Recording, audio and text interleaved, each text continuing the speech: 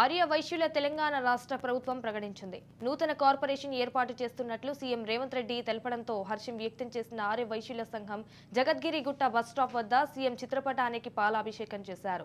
గత ప్రభుత్వాలు ఎన్నడూ తమ సంఘాన్ని గుర్తించలేదని, ఈ కార్పొరేషన్ ఏర్పాటుతో పేదవారికి కూడా ఎంతో మేలు జరుగుతుందన్నారు.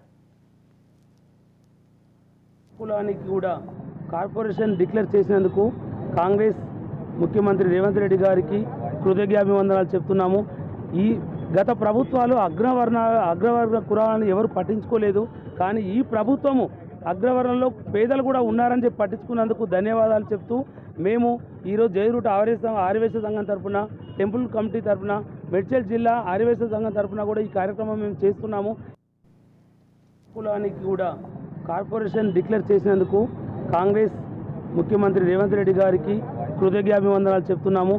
ఈ గత ప్రభుత్వాలు అగ్రవర్ణ కులాలను ఎవరు పట్టించుకోలేదు. కానీ ఈ ప్రభుత్వము అగ్రవర్ణంలో పేదలు కూడా ఉన్నారని చెప్పి పట్టించుకున్నందుకు ధన్యవాదాలు చెప్తూ మేము ఈరోజు జైరూట్ ఆర్యవైశ్య సంఘం తరఫున, టెంపుల్ కమిటీ తరఫున, మేడ్చల్ జిల్లా ఆర్యవైశ్య సంఘం తరఫున కూడా ఈ కార్యక్రమం మేము చేస్తున్నాము.